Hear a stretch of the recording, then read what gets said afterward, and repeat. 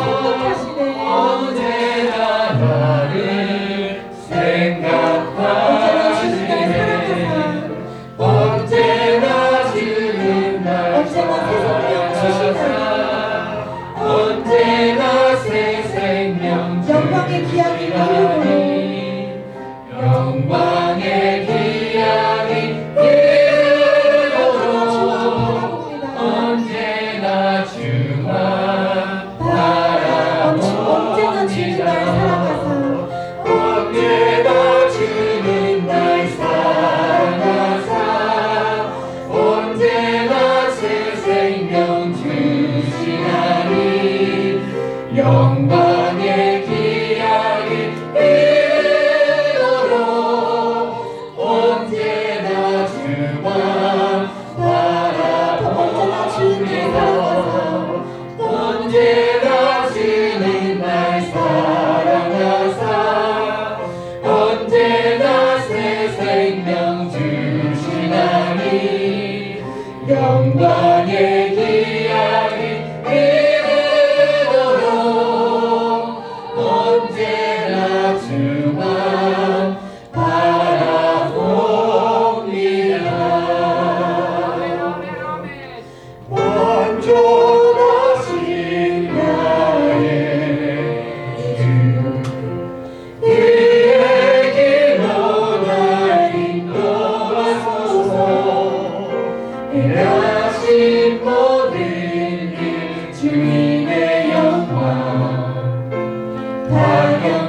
찬양대하니 완전하신 나의 주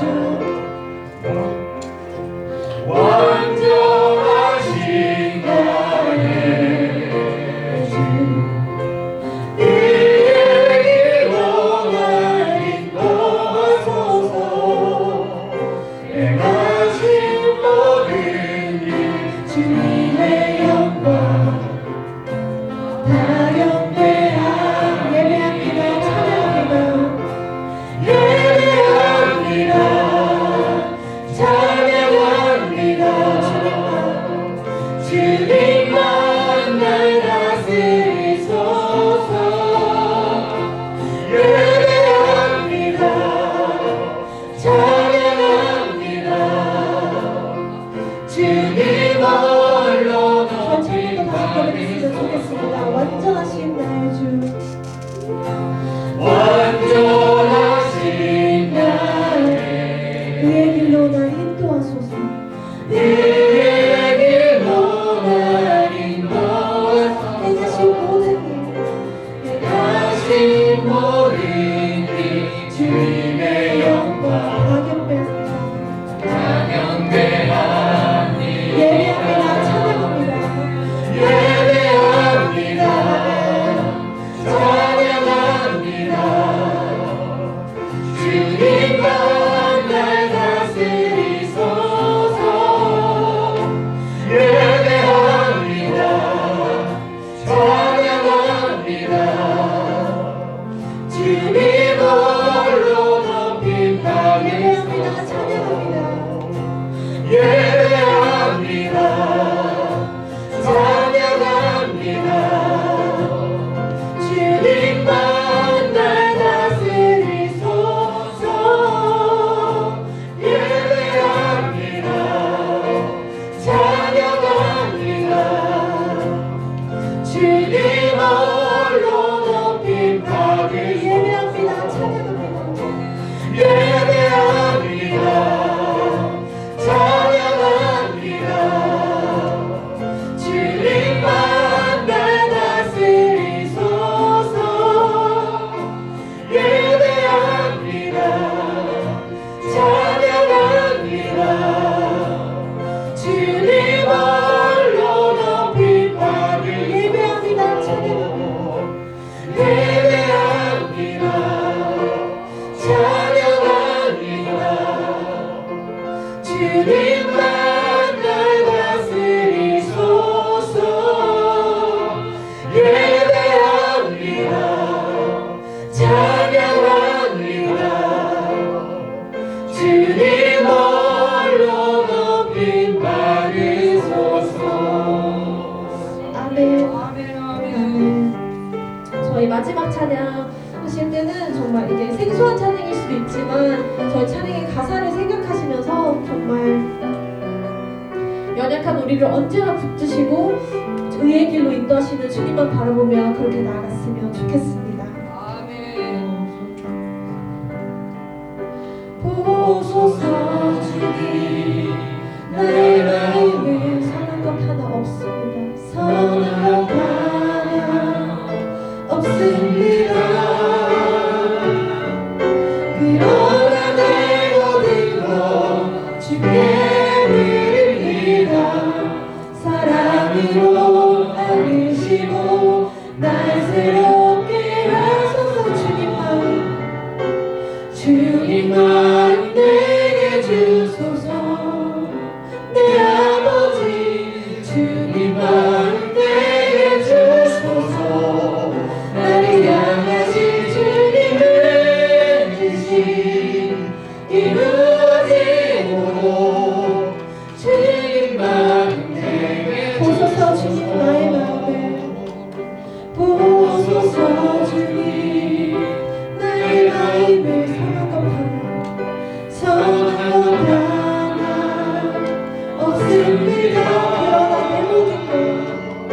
그러나 내 모든 것 주께 드립니다. 사랑으로 안으시고 날 새롭게 하소서. 주님만 내게 주소서. 주님만 내게 주소서. 내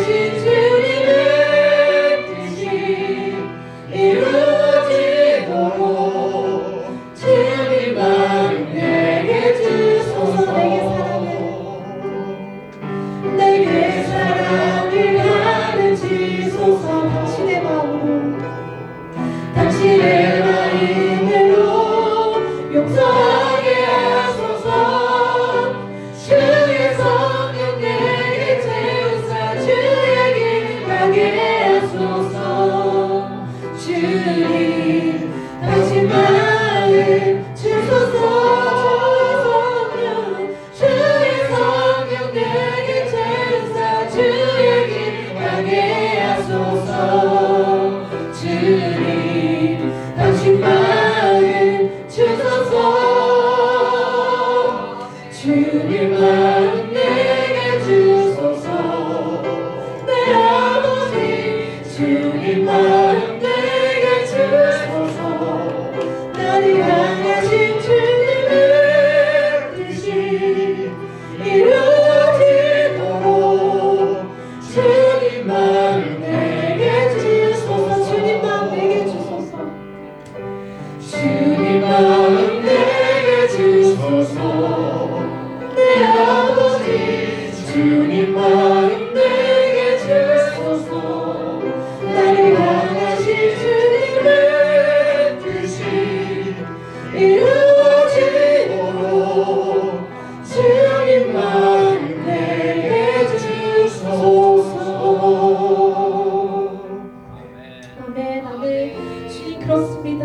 주님 우리들의 마음 가운데 선한 것 하나 없습니다. 그러나 주님 정말 우리들의 모든 것들을 이 시간 주님 옆에 드리며 나아갑니다. 주님 우리들을 사랑으로 품어주시고 우리들을 새롭게 하여 주시옵소서. 주님 저희가 방금 드렸던 찬양의 가사처럼 우리가 주님의 마음을 닮고 주님의 사랑을 닮아서 주님의 길을 걷는 우리들 되게 하여 주시옵소서. 주님 세상을 살아가면서 정말 여러 가지 사정으로 인해서 우리가 마음을 지킬 수 없을 때가 너무나도 많습니다. 주님을 의지해야 하는데 그러지 못할 때가 너무나도 많습니다. 주님 말씀으로 나아가야 하는데 기도하며 나아가야 하는데 주님 감사함으로 나아가야 하는데 그러지 못할 때가 너무나도 많습니다. 주님 그런 저희들의 모습을 용서하시고 주님 그럴 때에도 그럼에도 불구하고 주님은 우리들을 위해 기도하시고 우리를 품어주시는 주님을 기억하며 말씀 앞에 나아가게 하여 주시옵소서. 주님 우리들 연약함까지도 기뻐 받으시는 주님 오늘도 우리를 예배를 기뻐 받아 주시옵소서. 주님 오늘도 저희들과 협력할 손을 이루어 주시옵시고 주님 뒤에 있을 모든 순서 순삭간을 주님께서 같이 함께 해주셔서 이 예배를 우리들의 이 모든 것들을 주님께서 홀로 영광 받으시고 주님께서 홀로 통치하여 주시옵소서. 주님 오늘도 깨달을 수 있는 은혜와 지혜를 허락하여 주시옵소서. 감사합니다. 사랑합니다. 예수님의 이름으로 기도드렸습니다. 아멘. 아멘. 할렐루야. 오늘 10월 들어 이제 네 번째 주 예배입니다. 오늘도 신령과 진리로 우리 하나님 앞에 거룩한 마음으로 예배 드리도록 하겠습니다. 우리 자리에 일어나시겠습니다. 찬송가 2장입니다.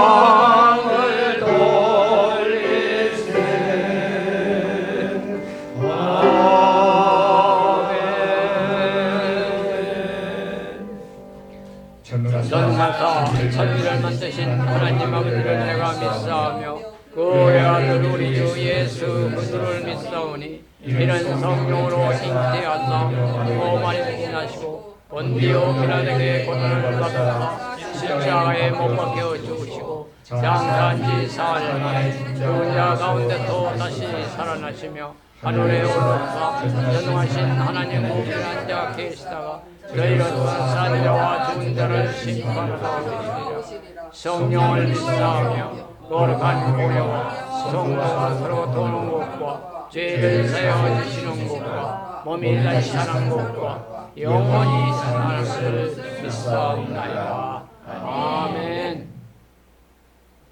여호와께서 다스리시니 만민이 떨 것이요 여호와께서 그 사이에 나정하시니 땅에 흔들 것이로다. 시온에 계시는 여호와는 위대하시고 모든 민족보다 높으시도다. 주의 크고 두려운 이름을 찬송할지니 그는 거룩하심이로다. 능력 있는 왕은 정의를 사랑하느니라. 주께서 공의를 견고하게 세우시고 주께서 야곱의 정의와 공의를 행할 수 있나이다. 너희는 여호와 우리 하나님을 높여 그의 발등상 앞에서 경배할지어다. 그는 거룩하시도다. 그의 제사장들 중에는 모세와 아론이 있고 그의 이름을 부르는 자들 중에는 사무엘이 있도다.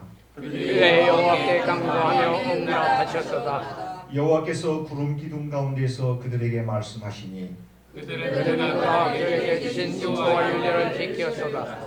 여호와 우리 하나님이여 주께서는 그들에게 응답하셨고 그들의 하나님을 받기는 하셨으나 그들은 용서하신 하나님이시다. 너희는 여호와 우리 하나님을 높이고 그 성산에서 예배할지어다. 여호와 우리 하나님은 거룩하심이로다. 아멘.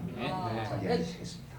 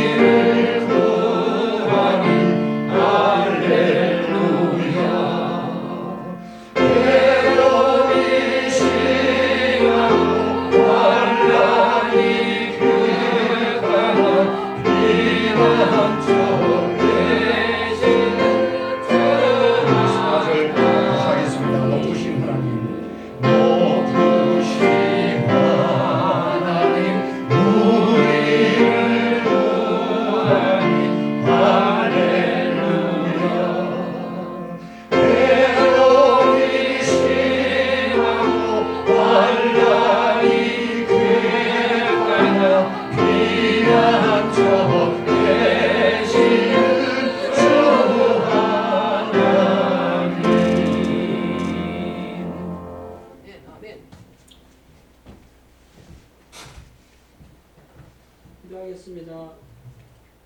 하늘에 계신 하나님 아버지, 오늘 복된 주님의 날 아침에 당신의 자녀들을 원군 각처에서 불러주심을 감사드립니다. 아멘. 베푸신 은혜로서 일주일의 첫날을 당신께 예배하게 하시고 우리의 몸과 마음이 주님 안에서 쉼을 얻게 하시니 참으로 감사합니다. 아멘. 지금 이 나라의 온 강산이 붓게 물들어 가는 시기입니다. 주님께서 창조하신 강산의 아름다움을 많은 사람들이 보고 창조주의 위대하심을 실감하게 하옵소서. 할렐루야. 그들이 자연을 보면서 하나님을 생각하는 마음을 갖도록 하시옵소서. 아멘. 거룩하신 하나님 아버지, 우리는 먼저 당신만이 우리의 영원하신 그리고 유일하신 찬양과 경배의 대상이 되심을 고백하며 영광을 돌립니다. 아멘. 예배하는 자가 신령과 진정으로 예배할지니라고 하신 하나님, 저희들이 드리는 이 예배가 참으로 연락되기를 원합니다. 아멘. 그러나 자비로우신 하나님 아버지, 우리는 당신 앞에 설 때마다 늘 우리의 부끄러운 모습을 숨길 수가 없습니다. 이 시간 우리가 우리의 죄와 부족함을 자백하오니 예수 그리스도의 보혈의 공로로 저희들을 용서하여 주옵소서. 아멘. 예배드리는 저희들로 하여금 이 시간 당신의 긍휼과 자비를 체험하게 하옵소서. 아멘. 그리고 우리의 마음을 당신의 사랑과 소망으로 채워 주시사 저희들로 하여금 그리스도의 장성한 분량까지 성장하도록 인도해 주옵소서. 아멘. 이 예배의 모든 순서 하나하나를 통하여 하나님께 영광을 돌리고 우리 모두에게는 은혜의 시간이 되게 하옵소서. 아멘. 특별히 하나님의 말씀을 전하시는 목사님을 도우시사 하나님의 말씀을 능력 있게 선포하게 하옵소서. 아멘. 그 말씀을 아멘. 살아서 우리의 혼과 영과 및 관절과 골수를 찔러 쪼개는 역사가 있게 하옵소서. 아멘. 하나님 아버지, 이런 예배의 경험을 통하여 우리 모두가 교회의 머리 대신 그리스도의 지체임을 다시 확인하게 하옵소서. 사랑의 공동체로 서로 결속을 더욱 굳게 하고 그리스도 안에서 한 형제의 자매됨을 인하여 진정 기뻐하며 하나님께 감사와 영광을 돌리게 하옵소서. 아멘. 의로우신 하나님 아버지, 우리를 말씀으로 무장시키시고 성령의 능력으로 더집혀 주옵소서. 아멘. 이 예배를 마치고 세상에 나아가 살 때에는 진정 당신의 증인의 역할을 넉넉히 감당하여 아버지께 기쁨의 영광을 돌릴 수 있도록 도와주옵소서. 이 모든 말씀 믿음의 주여 또 온전케 하시는 우리 주 예수 그리스도의 이름으로 기도드립니다. 아멘.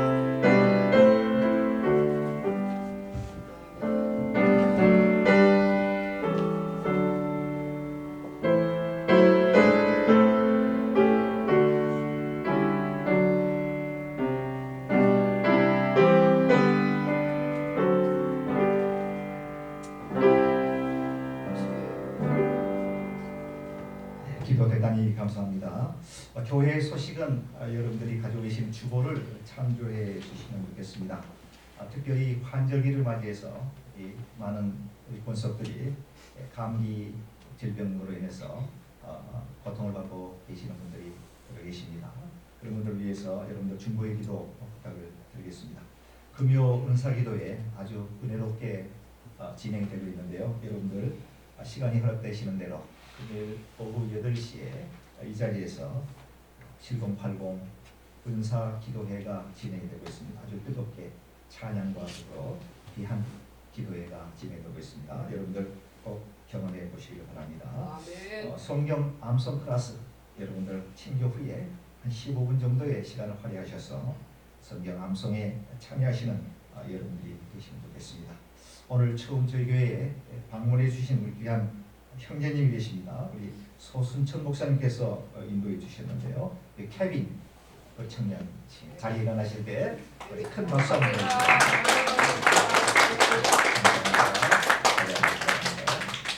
케빈 맞죠? 예, 감사합니다. 같이 우리 청년들과 함께 신앙생활 해주시면 좋겠습니다. 할렐루야. 우리 자리에 일어나셔서 377장 보시면서 봉헌하도록 하겠습니다.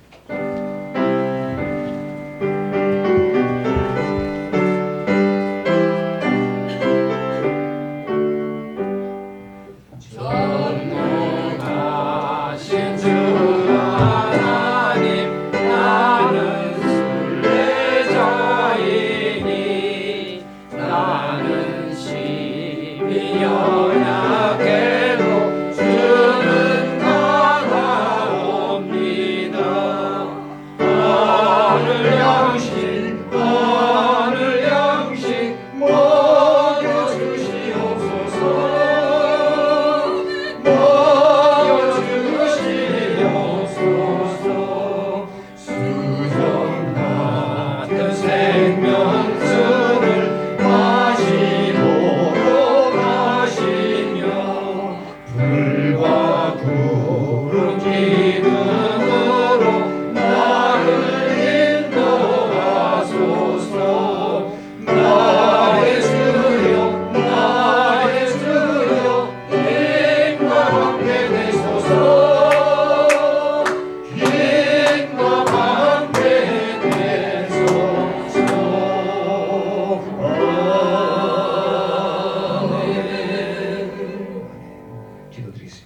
하시겠습니다. 하나님 아버지 감사합니다. 부족하고 연약한 저희들 지난 주일 이후 엿새 동안 가정에서 일터에서 주님 분주한 생활을 보내고 오늘 이렇게 거룩한 주님의 날 주의 몸된 존전에 나와 하나님 앞에 신령과 진리로 귀한 예배 드릴 수 있도록 인도해 주시니 감사합니다. 하늘문을 활짝 여시고 예배에 임하는 우리 귀한 권속들의 마음을 어루만져 주시고 성령의 충만함을 주시고 무거운 마음 가지고 왔을지라도 예배를 통해서 그 모든 무거운 짐들이 다 벗어지는 놀라운 축복을 허락하여 주시옵소서. 지금 이 순간에도 병마와 싸워 고통 가운데 있는 우리 귀한 권속들이 있습니다. 병상을 찾아가시고 주님의 거룩한 손으로 안수하여 주셔서 깨끗하게 회복되어질 수 있는 놀라운 축복 또 한번 경험할 수 있도록 인도해 주시옵소서. 이곳이 아버지 하나님 예배당에 나올 때에 빈소 들고 나오지 않게 하시고 하나님 귀한 예물, 감사의 예물, 특별 예물 10의 1조 주님 앞에 올려드립니다. 귀한 예물 받아 흠양하여 주옵소서. 이런 것보다 만배로 더 풍성한 은혜를 나리어 주시옵소서. 마음에 품고 소망하는 모든 기도의 제목들이 다 열매를 맺기에 부족함이 없도록 주여 인도하여 주시옵소서. 축복하옵고 이 모든 말씀은 우리 주 예수 그리스도의 이름 받들어 간절히 감사하며 기도드리옵나이다. 아멘. 하나님의 말씀 보시겠습니다. 구약 성경인데요. 사무엘상 24장 1절에서 7절에 있는 말씀 우리 같이 합독하도록 하겠습니다.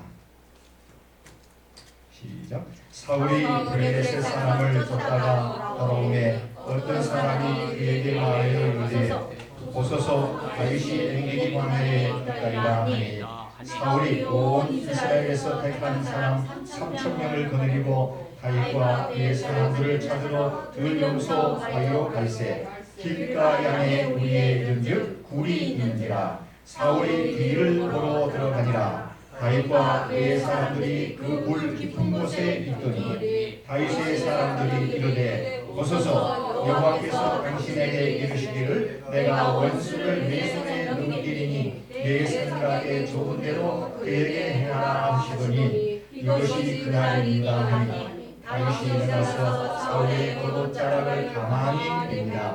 그리한 후에 사울의 겉자락 뱀으로 말미암아 다윗의 마음이 찔려 자기 사람들에게 이르되 내가 손을 들어 여호와의 기름 부음을 받은 내 주를 치는 것은 여호와께서 그만하신 것이니 그는 여호와의 기름 부음을 받은 자가 뱀이니라 하고 다윗이 이 말로 자기 사람들을 금하여 사울을 해하지 못하게 하며 사울이 일어나 굴에서 나가 자기 길을 가니라. 아멘. 이 순간에 찬양하겠습니다.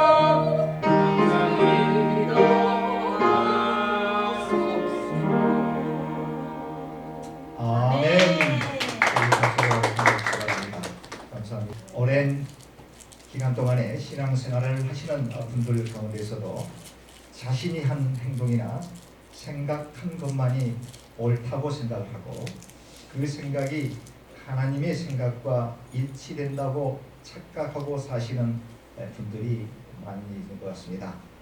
소위 자신의 생각이나 행동이 하나님의 생각과 부합할 거라고 하는 쉽게 단정 지어버리는 행동을 말하는 것입니다. 내 생각 이꼴은 하나님의 생각, 이와 같은 사고입니다. 그러나 성도 여러분, 바른 신앙생활, 건전한 신앙생활을 한다라고 하는 것은 매사에 내 자신을 돌아보면서 내 생각이나 혹은 나의 결정이 내 자신의 이해 득실과는 상관이 없이 하나님의 뜻, 하나님의 생각, 하나님께서 이런 사안에 어떻게 생각하실까라고 하는 하나님의 뜻을 발견하려고 하는 노력은 매우 중요하다고 생각이 되어집니다. 그런데 하나님의 뜻을 발견하기엔 그리 쉽지 않습니다. 매우 어렵습니다. 어렵기 때문에 매번 하나님의 뜻과 무관한 행동들을 하고 살아갈 때가 너무 많이 있는 것이 저를 비롯해서 우리 모두의 그런 모습이 아닌가 이렇게 생각을 해보게 됩니다. 왜 하나님의 뜻을 발견한다라고 하는 것이 쉽지 않을까요? 인간은요, 공통적으로 가지고 있는 하나의 커다란 특징이 있는데요, 확증 편향성이라고 하는 것입니다. 영어로는 confirmation bias라고 하는 건데요, 확증 편향성, 여러분들이 아마 이 단어는 많이 들으셨을 줄 그렇게 생각이 되어지는데요, 이와 같은 그 확증 편향성이라고 하는 그 심리적 그 본능을 누구에게나 다 가지고 있습니다. 이 말의 뜻은 인간은 자기가 원하고 자신이 보고 싶은 것만을 보고 생각하고 뿐만 아니라 그 내용이 사실 진위 요구와는 전혀 관계없이 내가 생각하고 있는 것만이 옳다고 단정 지으려고 하는 본능을 또 확증 편향성이라고 이렇게 지칭하고 있습니다. 이 확증 편향성이요, 참 위험합니다. 우리 크리스천들에게 있어서는요. 자기 스스로 저지른 범죄들을 자기에게 유리한 쪽으로 생각하면서 그것을 정당화하거나 합법화시키면서 스스로 마음의 그 위안을 받게 되는 것입니다. 죄의식으로부터 무감각하게 만들어 버립니다. 죄를 짓고도 전혀 그것이 죄로 인식이 되지를 않는다는 것이죠. 인간을 무참히 살해한 살인자가 아무런 죄책감 없이 아주 평범하게 퇴근하게 행동하는 것이 확증 편향성의 하나의 현상일 수가 있습니다. 또 뿐만이 아니라 독일 나치 히틀러가 유대인들을 수백만 명을 학살하고도 전혀 양심의 가책을 느끼지 않고 오히려 그와 같은 엄청난 죄악들을 자기의 편의적으로 해석해버리고 인정해버리고 죄책감이 없게 생각하는 것도 확증 편향성의 하나의 모습이 된다 이렇게 말씀을 드립니다. 오늘 본문은요, 하나님을 믿고 살아가는 우리에게 확증 편향성이 가져다주는 잘못된 살해에 관한 귀한 메시지를 담고 있는데요, 무엇인지 살펴보면서 함께 은혜를 나눠보시도록 그렇게 하겠습니다. 오늘 본문에 대한 배경은요, 이 본문에 대한 배경 속에 두 명의 사람이 등장하게 되는데, 이스라엘의 그 초대 왕이었던 사울왕이 등장을 하게 되고, 그리고 사울왕이 죽은 이후에 두 번째 왕으로서 이스라엘을 통치하였던 다윗 왕이 등장을 하게 됩니다. 이 사울왕에게 다윗은 이 첫 번째 만남은 아주 출발이 좋았습니다. 우리 유행가의 만남이라고 하는 노래가 있죠. 우리 만남은 이 노래가 있죠. 이 사울과 이 다윗의 만남은 아주 정말 좋은 관계에서 만나게 되었습니다. 사무엘상 16장 23절에 보게 되니까 사울이 아말렉과의 전쟁에서 하나님께서 아말렉 족속의 모든 것을 다 멸하도록 명령을 내렸습니다. 그런데 사울이 아말렉과의 전쟁에서 하나님의 힘을 입어서 이제 싸우게 되는데 아주 초전박살을 낸 거죠. 아주 그냥 사그리 승리할 수가 있었습니다. 그래서 사울이 하나님의 명령은 아말렉 족속 남녀노소 모든 가축들을 다 진멸하라 이렇게 명령을 내렸는데 이 사울이 생각해 보니까 좀 아까운 거예요. 이것은 좀 감춰뒀다가 이것은 하나님께서 이렇게 하라고 명령을 내렸지만 좀 이렇게 저축해 두었다가 이거 내가 그냥 임의적으로 사용하면 좋겠다라고 하는 생각으로 이제 결국은 하나님의 명령을 어기게 되었습니다. 어기게 되면서 하나님의 명령을 어기게 되니까 사울의 마음에 누가 들어가겠습니까? 악령이 들어가게 됩니다. 그래서 거의 미치광이가 된 거죠. 그럴 때에 어린 다윗이 들판에서 양을 치고 가축을 칠 때에 사용하였던 그 수금이 뭔지는 모르겠어요. 뭐 가야금인지 뭐 기타가 되는지 피리가 되는지는 잘 모르겠습니다만 수금을 켜는데 그 신통한 능력이 있는 거예요. 이 다윗이 이렇게 찬양으로 이렇게 수금을 틀게 되면 악령들이 떠난다라고 하는 그 소식을 듣고 결국은 미쳐버린 악령이 들어서 미쳐버린 이 사울에게 다윗이 불려가서 찬양 이 수금으로 손으로 악기를 이렇게 쭉 하니까 그만 사울에게 있었던 악령이 떠나게 되는 것이 이제 첫 번째 사울과 다윗의 만남이었습니다. 그뿐만 아니죠. 이스라엘 백성들이 블레셋이라고 하는 그 어마어마한 강대국과 이제 전쟁이 붙게 되었고 그 블레셋이 틈만 나면은 이스라엘을 공격하게 되는데 골리앗이라고 하는 장수가 있지 않습니까? 여러분 잘 아시죠? 키가 6규빗 한 뼘이나 되는 어마어마하게 큰 이 장수가 이제 골리앗 이 블레셋 병사들의 총 앞에 서서 이제 그들을 진두하게 되는데 이스라엘 백성들이 오합지졸입니다. 야, 저 골리앗 장수, 저 블레셋 나라의 저 병사들과 싸워서 도저히 이겨낼 재갈이 없습니다. 그래서 이건 속수무책, 싸우면 아주 전멸당할 그런 위기에 놓였을 때에 다윗이 나이가 티네이저, 17세, 18세, 16세 이쯤 됐던 것 같아요. 그쯤 된 이 다윗이 아버지의 심부름을 전쟁터에 나갔다가 결국은 자신이 사자나 혹은 무서운 이리 같은 것이 자기의 가축을 공격할 때에 사용되었던 무기로 썼던 물맷돌 5개를 가지고 골리앗을 그냥 정통으로 미간여기를 치게 되면서 골리앗이 죽게 되고 골리앗이 죽은 골리앗을 목을 베고 하니까 블레셋 병사들이 그 모습을 보고 오합지졸이 돼가지고 한 뿔뿔이 흩어지고 결국은 승리는 이스라엘의 승리가 되고 말았습니다. 누구 때문에요? 다윗 때문에 그렇습니다.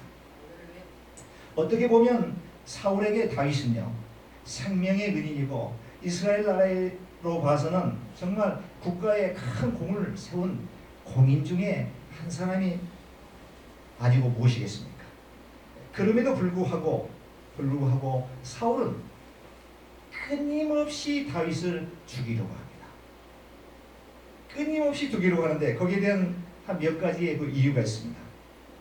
첫째는 이제 골리앗을 쳐부시고 블레셋과의 싸움에서 전쟁 승리로 이끈 이 민족의 영웅이 된 이 다윗이 사람들이 다윗을 부르면서 사울은 천천히요 다윗은 만만히요 이 노래를 부릅니다.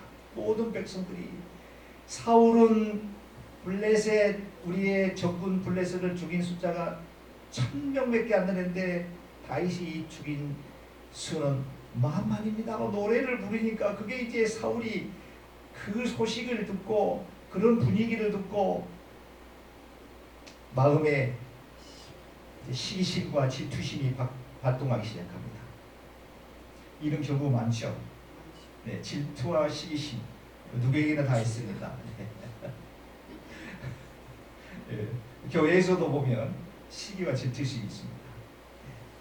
교회에서 이제 무언가를 위해 봉사하려고 하는데 먼저 봉사했던 분이 그것을 놓지를 않습니다. 그냥 지고 자기가 다 해야지 뭔가 저기가 풀립니다. 그런 분이 있습니다. 사실은 교회라고 하는 것은 새로운 사람에게 우리 교회가 성장 발전할 수 있도록 뭔가 이렇게 일을 이렇게 맡겨주면서 사역할 수 있도록 해주면서 그들이 교회를 위해서 봉사하고 땀을 흘릴 때 그의 믿음이 이제 신앙이 성장하게 된다는데 내가 아니면 안 된다라고 했어요. 제가 캘리포니아에 있을 때 이게 이제 친교할 때 많이 이런 일이 빈번하게 발생이 됩니다. 그래서 어떤 교회는 목사님이 친교를 그냥 다 폐지했으면 좋겠다. 말씀이 거기 친교 부엌에서 다 이루어집니다. 그런 데에서 캘리포니아에 있을 때 어느 교회에서 어느 남자 집사님이 요리를 참 잘하세요. 근데 굉장히 잘하시고 적은 비용으로 아주 정말 교회 들어온 성도님들 풍족하게 이렇게 토요일날 시당을 봐가지고 토요일날 교회 주방에서 그야말로 거의 시간을 하루 종일 투자하면서 맛있게 음식을 준비해요. 그런데 여성교회에서 이제 조를 짜가지고 이렇게 분담해서 이렇게 합시다 하니까 이분이 이제 미친 거예요. 시기 질투 거예요. 내가 다 해야 되는데 이런 경우가 많습니다. 목회자들 가운데서도 이런 경우가 있답니다. 부목사가 설교를 잘한다고 교회들이 우리 부목사님 설교 너무 잘한다 미진하니다 막 이래버리면 담임 목사가 이제 미쳐가지고 설교에 맡기지를 않는 그런 모습도 있는데 그 인간인지라 인간 저는 그렇지 않습니다만 인간인지라 사울이 아니 이 백성들이 이를 못돼도 이만부수지 어떻게 사울이 만만이요 다윗이 천천히 해야지 거꾸로 사울이 천천히고 다윗이 만만이요 이렇게 외치니까 이제 시기와 질투심이 발동이 돼서 이러다가 내가 자칫 잘못하다가는 이 왕권을 다윗에게 뺏기지 않겠느냐 라고 하는 이제 질투가 점점 증폭이 되더니 이제 자기 왕권을 찬탈하는 쪽으로 생각을 하게 되고 거기서 이제 다윗을 죽이려고 계획하게 되었다라고 하는 것이죠. 두 번째로 사울이 그렇게 된 이유는 사울의 여러 아들들이 있는데 그 요나단이라고 하는 아들이 있습니다. 이 요나단이 또 다윗을 보더니 뿅 간 거예요. 너무 다윗을 좋아하는 거예요. 심지어는 자기가 입었던 예복까지 벗어주면서 네가 이스라엘의 두 번째 왕이 될 거야. 그럼 나는 세 번째야. 자신이 왕권을 자기 아버지가 전혀 그런 의사가 없는데도 불구하고 요나단이 다윗에게 그런 이야기를 하면서 우정을 돈독하게 했습니다. 이런 모습들을 사울이 모를 턱이 있겠습니까? 백성도 다윗을 보면 너무너무 좋아하죠.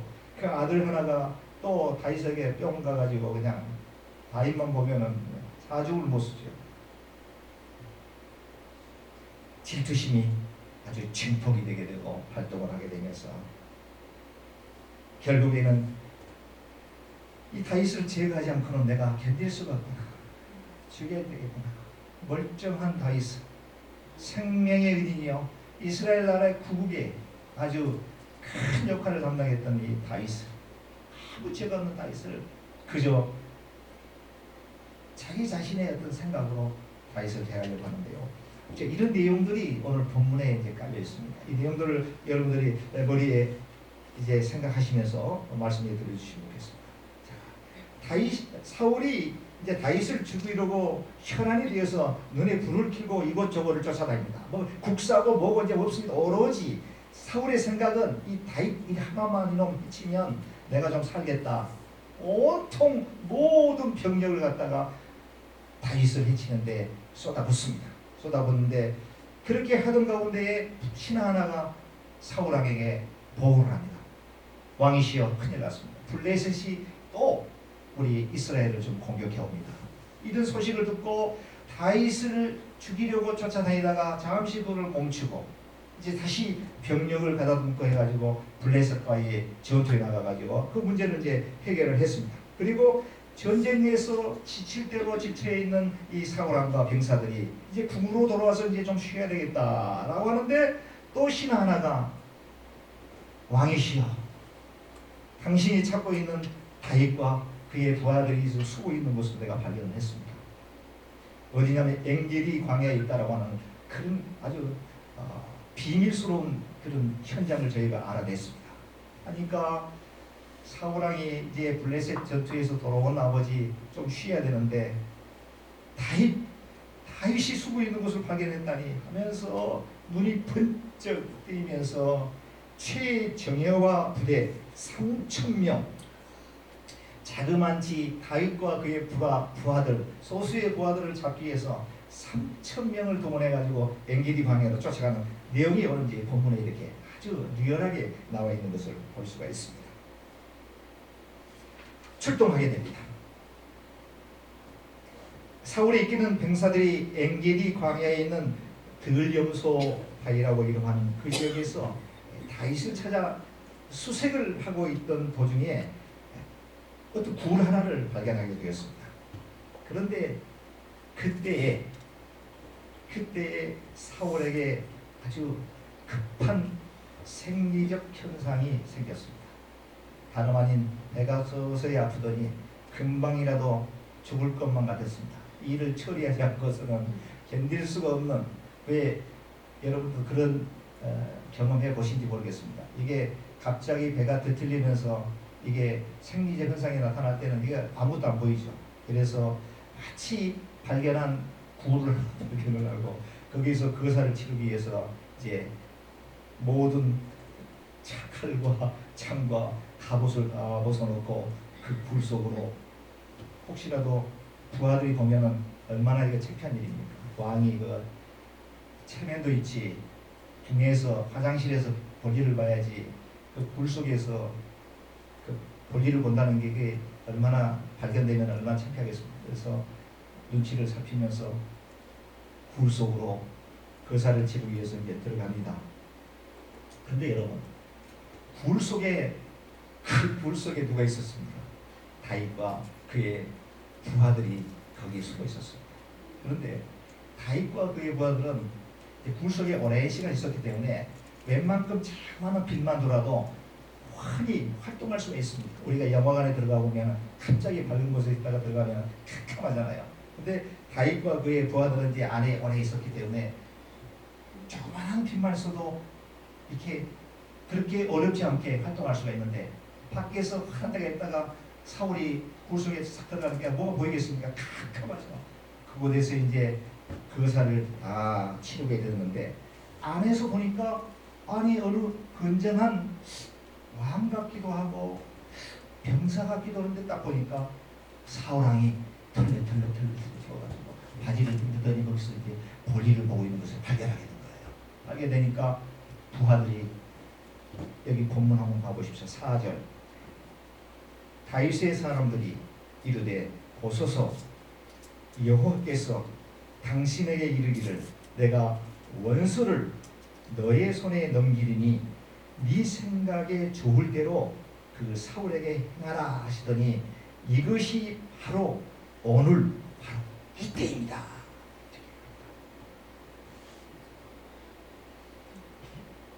보소서, 여호와께서 너의 원수를 너의 손에 맡긴다고 했고 내 생각대로 좋을 대로 하라고 했던 바로 그 말씀이 오늘 바로 이 순간입니다. 절대의 절명에 하나님께서 주신 기회입니다. 왕이시여, 명령만 내리시면 내가 당장이라도 가서 사울의 목을 베겠습니다. 병사들이 보았을 때는 사울왕 때문에 그 모진 고생을 하고 사울의 죽음을 피해서 광야를 헤매고 제대로 온전한 식사라도 온전하게 했겠습니까? 광야 돌아다니면서 지칠 대로 지치는데, 이 사울만 아니면 이 살판나는데, 이게 지금 엄청나게 고생했는데 그 사울이 지금 굴 입구에서 볼일을 보고 있는 그 현장을 목격했으니 이 병사들이 볼 때 어떻게 보면은 천천히 원수잖아요.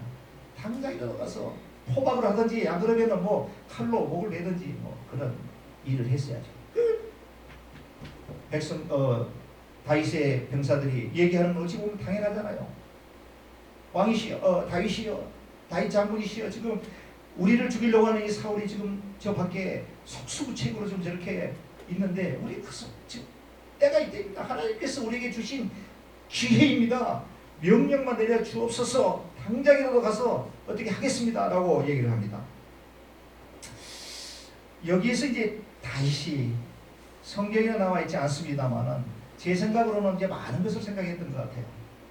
과연 내 원수, 천천제와 같은 원수 이 사울을, 지금 기회는 하나님께 주신 기회인데 이 기회를 포착하지 못하면 또다시 공경에 처하게 되고 또다시 쫓김의 신세를 면할 수 없는 그런 상황이 될 텐데 여기서 죽여야 되지 않겠는가라고 하는 생각도 있을 수가 있고요. 아니다. 내가 그럴 수가 없지. 하나님께서 기름 부어 세운 종인데 사울, 내가 내 손으로 감히 하나님께 맡기자 라고 하는 생각을 했을 수도 있고요. 이래서 병사들의 지금 당장이라도 사울왕을 죽여야 된다라고 외치는 그 부하들의 이야기를 듣고 사울이 칼을 들고 이제 다윗이 칼을 들고 사울이 있는 곳으로 뒤로 살며시 다가갑니다. 병사들 뒤에서 볼 때 우리 다윗 장군께서 드디어 우리의 대적 원수 이 사울을 이제 한 칼로 몰베고 우리는 이런 고난과 역경이 이제 끝이 나겠구나라고 생각을 했는지도 모르겠습니다. 그래서 칼을 들고 사울에게로 다가가는 모습을 병사들은 뒤에서 바라보고 있습니다. 그런데 다윗이 사울에게 가더니 뒤로 가서 조용히 사울의 옷자락을 싹 밟습니다. 그리고 다시 돌아옵니다. 그런 행동을 다윗은 마음이 찔렸다 이렇게 성경은 말하고 있습니다. 자, 저나 여러분 같으면 어떻겠습니까? 원수를 외나무 다리에서 만났는데 그 원수 그냥 놔둬야 됩니까? 단칼에 당장에 포복에서 묶어가지고 진짜 권장을 치든 아니면 멱살을 놨든 아니면 죽였어야죠. 당당히 죽여야죠. 목을 베야죠.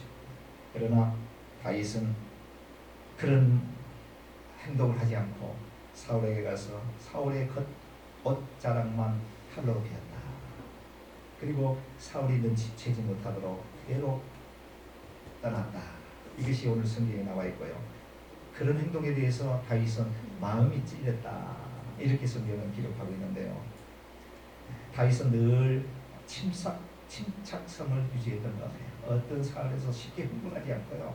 늘 침착한 마음으로 깊이 생각하고 또 생각한 그런 사람이 아니었나 이렇게 생각해 볼 수가 있고요. 두 번째로 생각해 볼 수 있는 모습은 다윗은 자신이 먼저 뭔가 행동하기 전에 하나님께서 이럴 때 어떤 생각을 하고 계실까? 하나님의 뜻은 무엇일까? 라고 생각을 했지 않느냐라고 하는 말씀을 드릴 수가 있습니다. 다윗이 그렇게 결정하고 행동한 데에는 세 가지의 분명한 이유가 있는데요. 6절에서 7절에 이렇게 설명하고 있는데 같이 한번 읽어볼까요? 6절 7절 같이 읽어서 시작. 자기 사람들에게 이르되 내가 손을 들어 여호와의 기름 부음을 받은 배지를 치는 것은 여호와께서 음하시는 것이니 그는 여호와의 기름 부음을 받은 자가 되리라 하노라. 7절입니다. 다윗이 이 말로 자기 사람들을 떠나여 사울을 해하지 못하게 하니라. 사울이 일어나 불에서 나가 자기 길을 가니라. 무슨 말씀이죠? 하나님께서 선택한 사람을 내가 임의적으로 판단하여 행동한 것이 바른 생각이 아니다, 옳지 않다라고 하는 생각을 하게 되었습니다. 내 생각보다는 하나님의 생각을 더 프라이어리티, 우선권을 둔 모습이 아니냐 이렇게 말씀드릴 수가 있고요. 두 번째로는 비록 사울이 자신을 죽이려고 하는 원수이지만 사울도 하나님께서 기름 부어 세운 왕이기 때문에 자신이 하나님의 주권을 함부로 침범할 수 없다라고 하는 말, 하나님의 주권과 승리를 침해하지 않으려고 하는 그와 같은 아주 고귀한 성품을 이 다윗이 지니고 있었지 않느냐라고 하는 생각을 합니다. 하나님께서 기름 부어 세운 왕이기 때문에 자신이 하나님의 주권을 함부로 침범할 수 없다라고 하는 생각입니다. 요즘 교회에서 많은 그런 문제들이 이야기가 되고 있고요. 이 워싱턴 지역에도 교회가 부흥되고 성장되다가 어느 한순간에 교회가 문제들로 인해서 소용돌이가 쳐지고 목회자가 교회를 떠나야 되는 그런 상황, 좋은 차원에서 떠나는 게 아니라 안 좋은 차원에서 쫓겨나가는 그런 신세가 되고 교인들끼리 서로 정말 서로 자기 의견을 옳다고 그러면서 싸우는 그런 경우들이 많이 있는데요. 오늘 이 다윗의 모습을 보면서 하나님께서 택한, 하나님께서 기름 부어 세운 하나님의 백성은 자신의 생각대로 임의적으로 해석해서 판단하는 것은 옳지 않다라고 하는 생각을 해보게 됩니다. 법정까지 문제를 끌고 가서 판사 앞에서 교회 문제를 갖다가 해결하려고 하는 그런 교회들이 주위에도 많이 있는 것을 볼 수가 있습니다. 참 얼마나 부끄러운지 모릅니다. 그렇지 않겠습니까? 교회 일을 세상 법정에다 끌고 와가지고 판사, 믿지 않는 판사의 그 의견으로 뭔가에 판가름을 내달라고 하는 것은 바람직하지 못한 것이 아니냐, 기도해야 되는 필요가 있습니다. 그런데 많은 교회에서 이런 문제가 발생이 되게 되면 서로 각자가 자기들이 생각하고 있는 것이 하나님의 생각이라고 이렇게 확정 편향적 생각을 하는 경우들이 너무 많습니다.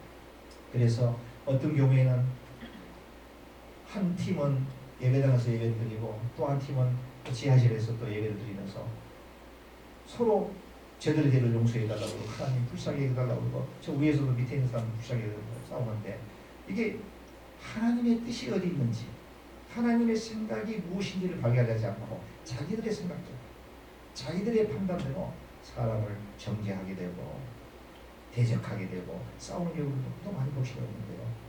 우리가 다윗 이 모습 속에서 우리는 커다란 교훈을 얻을 수가 있습니다. 사울 왕으로부터 겪게 되는 핍박과 박해를 내 스스로 해결하기보다는 하나님께 맡기려고 하는 확실한 하나님의 주권과 하나님의 그 능력을 그대로 신뢰하며 믿고 따랐던 이 다윗의 모습을 우리는 볼 수가 있습니다. 그렇습니다. 교회도 마찬가지죠. 우리가 물론 하나님의 부름을 받아 목사로서, 장로로서, 혹은 권사로서, 전도사로서, 또 집사로서 사역을 하지만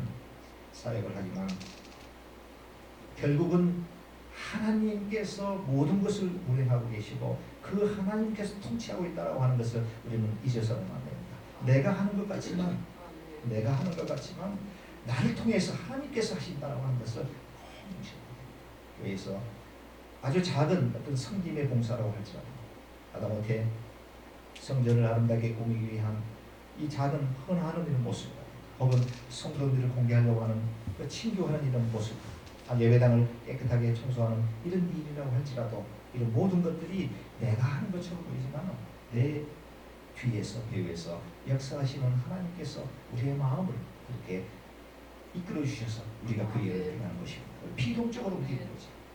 능동적이 아니죠. 피동적. 성령의 능력으로 우리는 교회 일을 사역을 하는 것입니다. 이것이 깨지게 될 경우에는 교회로서의 사명을 망각하게 되고 교회가 싸움터가 되고 비판 성토장이 되어지는 것을 우리는 분명히 볼 수가 있습니다. 다윗에게서 한 3가지 정도의 우리가 큰 교훈을 배울 수가 있었죠. 이 동부제일장 경우에는 다윗처럼 하나님의 주권을 인정하고 하나님께서 하시는 일을 묵묵히 신뢰하는 마음으로 기대하는 그런 믿음의 사람들이 다 되시기를 주님의 이름으로 축복합니다. 설교를 맺겠습니다. 여러분들은 이 본문 속에서 어떤 느낌이 있으십니까? 원수를 만났을 때 그 원수를 가차없이 해쳐야 되겠다라고 하는 생각을 하시게 되었습니까? 아니면 다윗처럼 모든 것을 하나님께 드리고 네. 하나님께서 치료해 주시기를 기다리는 그런 믿음, 그런 마음 얼마나 중요한지 모르겠습니다. 우리 말씀을 생각하시면서요, 이 시간에 우리 같이 기도하는 시간을 좀 갖도록 하겠습니다. 한 1, 2분 정도. 다윗처럼 하나님 우리도 순결한 믿음을 갖게 해 주옵소서. 같이 통성으로 기도드리시겠습니다. 사랑이 많으시고 마음 속에서 늘 우리를 거룩하시고 사랑하신 아버지, 전하시는 들어주시옵소서. 부족하고 이만큼 즐거운 오늘도 말씀을 통해서 다윗과 같은 믿음, 큰 믿음 갖기를 원합니다. 우리들에게 주님 힘 주시고 능력 주시고 성령의 충만한 허락을 주시옵소서. 예수 그리스도의 능력의 불로 붙들어 주옵소서. 어떠한 상황에서도 실천하고 하나님을 먼저 생각하고 하나님의 뜻이 어디 있는지를 먼저 분별하며 그 행동에 따라 주님의 뜻대로 행동할 수 있는 저희들의 삶이 될 수 있도록 축복해 주시옵소서. 감사합니다. 이 모든 말씀을 우리를 죄 가운데서 보내주신 우리 구주 예수 그리스도의 이름 받들어 감사하며 간절히 기도드리옵나이다. 자, 일어나시겠습니다.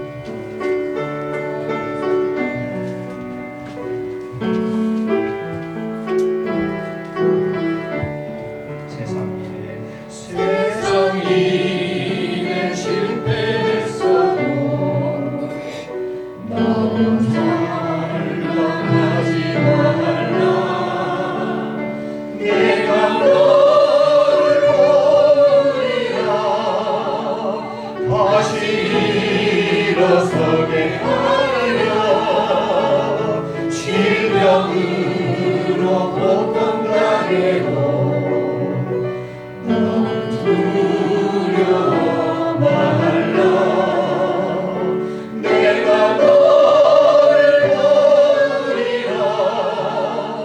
다시 일어서게 하리라. 나를 버린 자들로 내가 사랑하감을 하물며 너희를 나는 너와 함께하는 너의 하나님의 의로운 손으로 붙들리라. 내가 너를 굳세게 하리라. 너를 크게 사용하리라. 너로 하여금 내가 증거하도록 내가 너를 도우리라. 구할라. 빛바 끊임없어도 나는 선망치리라. 내가 너를 도우리라.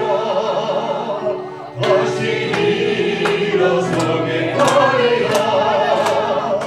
참지 못할 고통이 있어도 할렐루야 기도하며 담대하라.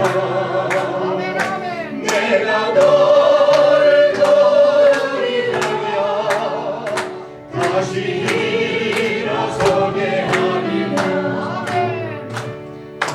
눈물 흘리며 믿음으로 간구하니 너의 기도를 내가 외면하라.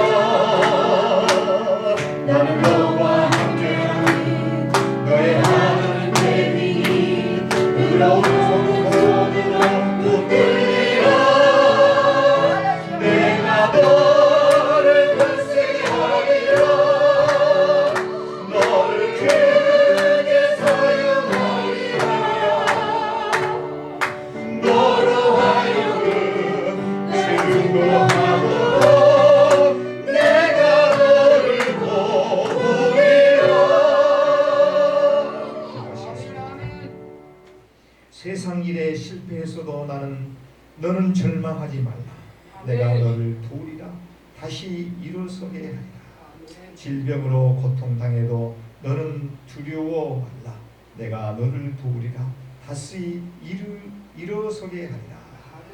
지금은 우리 주 예수 그리스도의 은혜와 아버지 하나님의 그 크신 사랑하심과 성령님의 내주 충만하신 은혜가 오늘 다윗을 통해서 귀한 말씀에 깨달음 받고 돌아가는 우리 귀한 권속들, 말씀대로 살아가고자 다짐하는 우리 살아가는 통비의 귀한 권속들, 저들의 머리 위에, 저들의 가정 위에, 자녀들 위에, 하시는 모든 일 위에 오늘 특별히 몸이 편찮으셔서 예배당에 우리와 함께하지 못한 우리 동부의 귀한 권속들, 저들의 머리 위에 가정 위에 자녀들 위해 지금부터 영원까지 함께 하시기를 우리 구주 예수 그리스도의 이름 받들어 간절히 축원하옵나이다.